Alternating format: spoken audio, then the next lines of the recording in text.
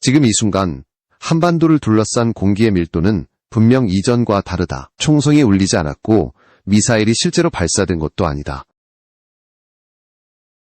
그러나 평양의 지하 깊숙한 곳, 수백 미터 아래에 숨겨져 있다고 믿어왔던 절대 안전지대가 더 이상 안전하지 않다는 사실, 대한민국이 현무5의 실전 배치를 완료했다는 사실이 전해진 직후 해외 군사 분석가들과 정보기관은 동시에 움직였다. 이 무기는 단순히 새로운 미사일이 아니다. 핵을 보유하지 않은 국가가 재래식 전력만으로 전략 균형선을 넘어섰다는 신호였기 때문이다. 그동안 북한 지도부가 의지해온 최후의 생명선은 지하 수백 미터에 건설된 화강암 기반 지휘 벙커였다. 핵 공격조차 견딜 수 있다고 선전해온 이 구조물은 북한 체제 유지의 마지막 안전장치였다. 그러나 현무5의 등장은 이 믿음을 근본부터 무너뜨렸다. 미국과 유럽의 군사 전문 매체들은 일제히 같은 표현을 사용했다. 상식을 벗어난 무기, 전례가 없는 재래식 타격수단, 그리고 핵 억제력에 준하는 파괴구조. 워종과 브레이킹 디펜스는 현무5를 두고 지금까지 실전 배치된 탄도미사일 가운데 가장 무거운 탄두를 운용하는 체계라고 평가했다. 이 평가는 과장이 아니었다. 기존 전술탄도미사일의 탄두 중량은 보통 500kg에서 많아야 1톤 수준이다. 그러나 현무5는 그 한계를 단숨에 넘어섰다. 약 8톤에 달하는 초중량 탄두. 이 수치는 단순한 숫자가 아니라 미사일 공학의 전제를 뒤집는 선언이었다.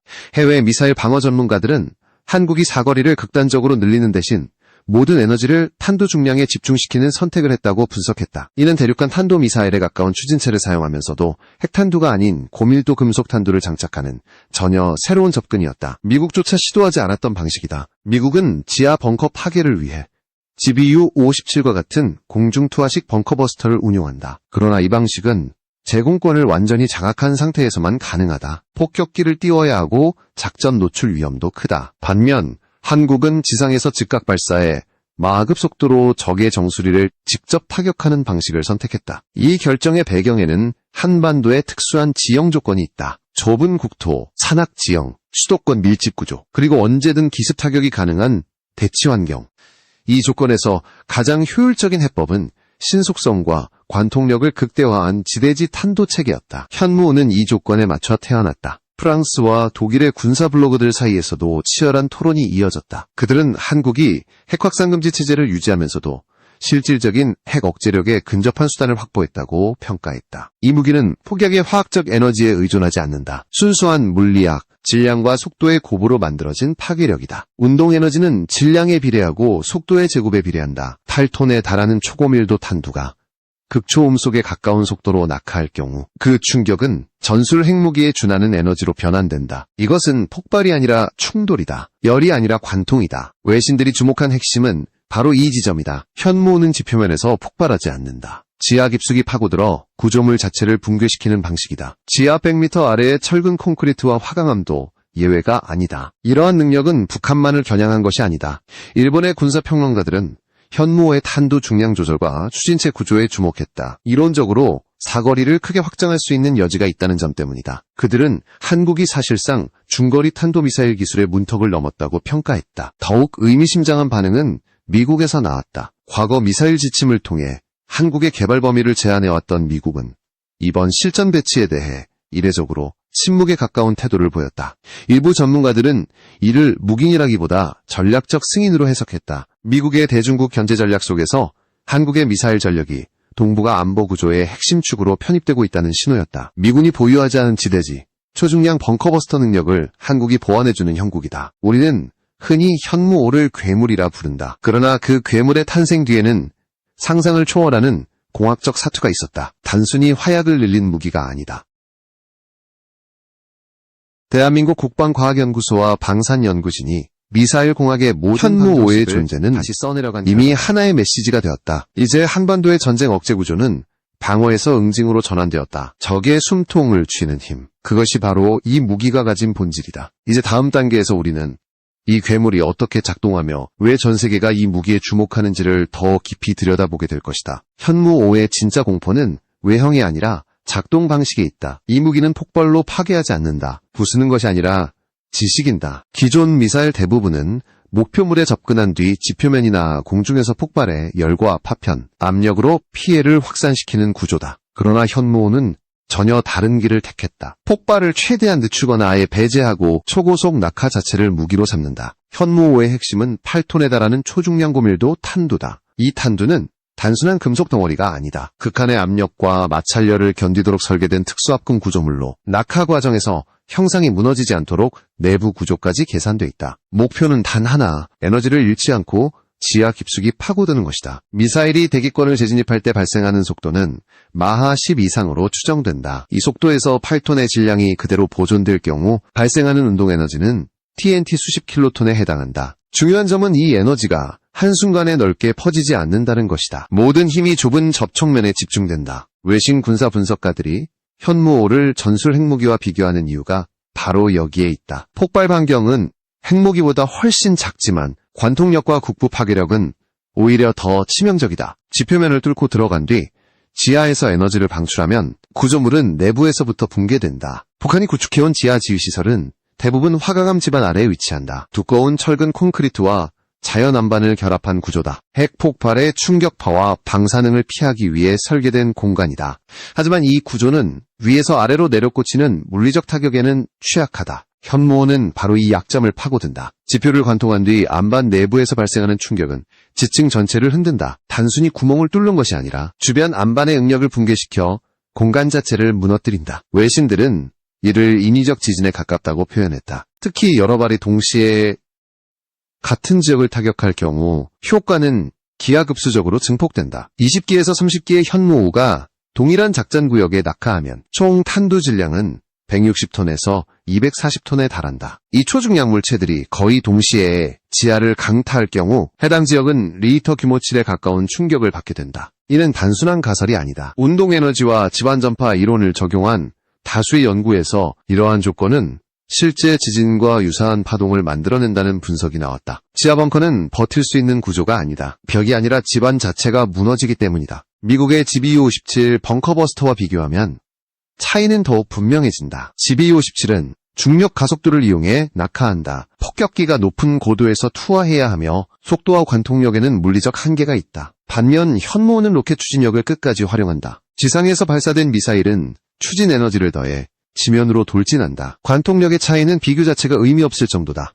이 때문에 미국 군사 전문가들조차 현무5를 미군이 보유하지 않은 영역의 무기라고 평가했다. 이 모든 파괴 메커니즘을 가능하게 만든 또 하나의 핵심은 발사 방식이다. 현무5의 발사 중량은 약 36톤으로 알려져 있다. 이는 전투기 2대의 무게를 합친 것과 맞먹는다. 이 거대한 물체를 이동식 발사대에서 수직으로 세운 뒤 안전하게 발사하는 것 자체가 전례 없는 도전이었다. 한국이 선택한 해법은 고도화된 콜드런치 방식이다. 고압가스를 이용해 미사일을 먼저 공중으로 밀어 올린 뒤 일정 고도에서 주 엔진을 점화한다. 36톤짜리 미사일을 30m 이상 튕겨 올린다는 것은 작은 오차도 허용되지 않는 작업이다. 점화 타이밍이 0.1초만 어긋나도 발사대 붕괴와 아군 피해로 이어질 수 있다. 수천 번의 시뮬레이션과 반복 시험이 없었다면 불가능한 기술이다. 이 과정에서 한국의 고체 연료 엔진 제어 기술은 기존 한계를 넘어섰다. 러시아의 이스칸데르나 중국의 둥펑 계열과 비교해도 현무5는 전혀 다른 범주에 있다. 그들은 기동성과 정확성을 중시하지만 탄두 질량에서는 이 수준에 도달하지 못한다. 현무5는 추력의 임계점을 넘어선 선택을 통해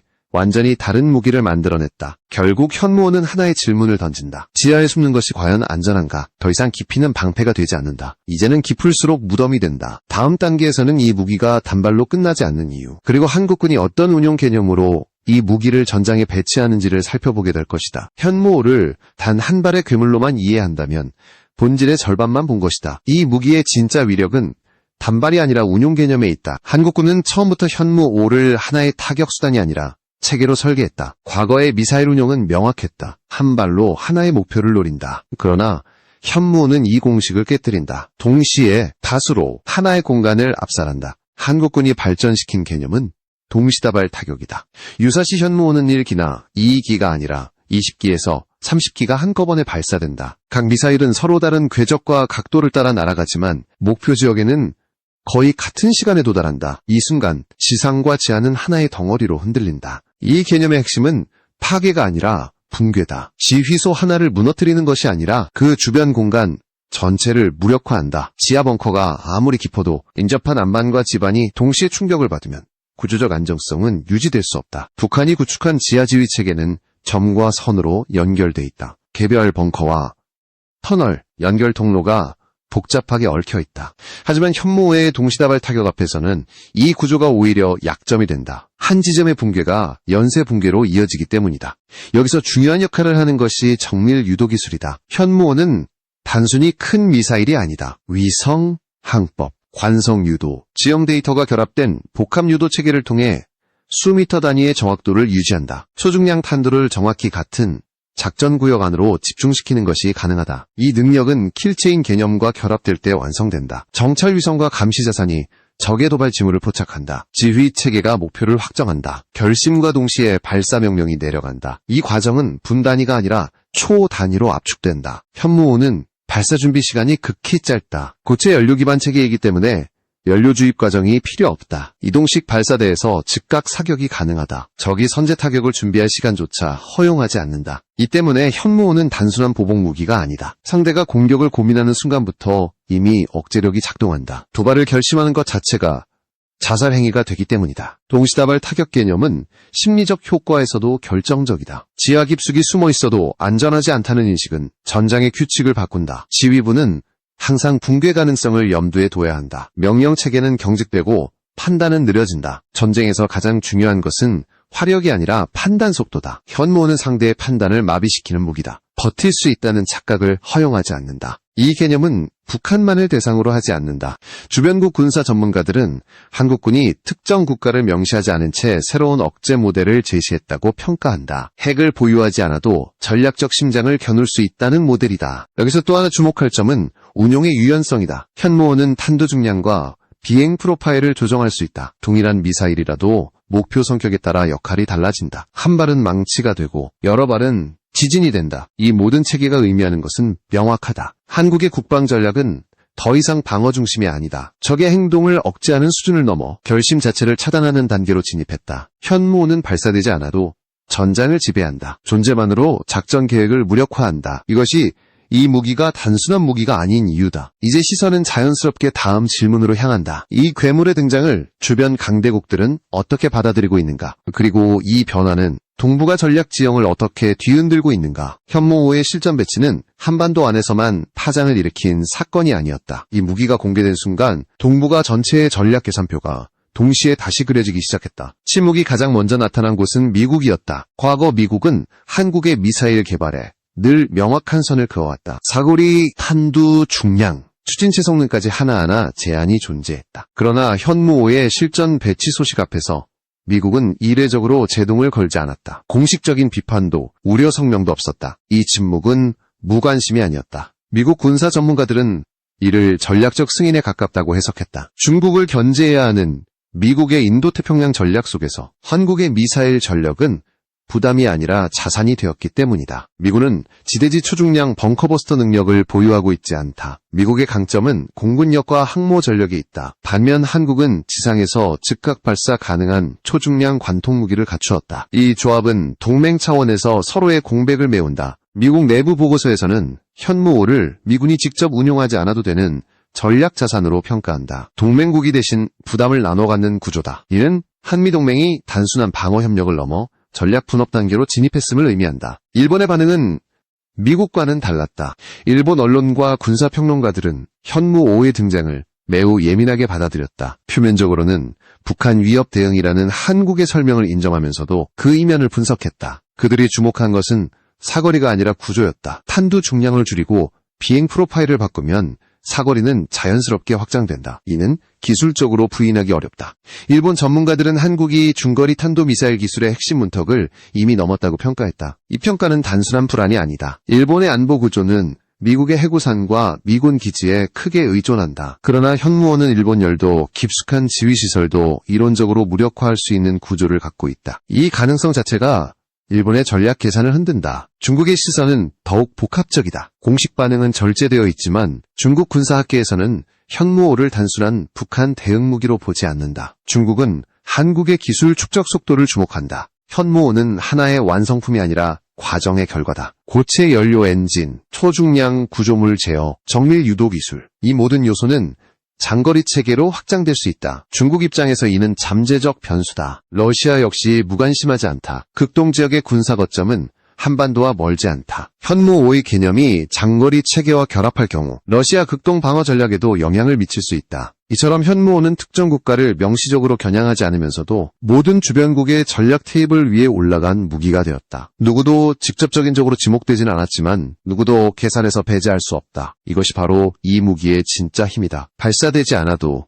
외교적 압박을 만들어낸다. 존재 자체가 협상력을 만든다. 동북아의 전략 질서는 오랫동안 핵 보유국 중심으로 움직여왔다. 그러나 현무호는 이 질서에 균열을 냈다. 핵이 없어도 전략적 심장을 위협할 수 있다는 전례를 만들어냈기 때문이다. 이 변화는 일시적인 충격이 아니다. 주변국들은 이제 한국을 단순한 방어 국가가 아니라 전략 균형에 영향을 주는 행위자로 인식하기 시작했다. 이 인식 변화는 쉽게 되돌릴 수 없다. 그리고 여기서 자연스럽게 다음 단계가 떠오른다. 초중량 탄두로 근거리를 압살하는 무기 다음에는 무엇이 오는가? 그 질문의 답이 바로 현무 6다. 현무 5가 근거리에서 절대적인 파괴력을 상징한다면 현무 6는 전혀 다른 질문에 대한 해답이다. 얼마나 멀리, 얼마나 빠르게, 얼마나 즉각적으로 억제할 수 있는가? 이 무기는 파괴의 무게를 덜어내는 대신 전략 공간을 확장하는 방향으로 진화했다. 한국군이 현무 6개발에 착수한 배경은 명확하다. 한반도라는 제한된 공간에서만 억제력이 작동해서는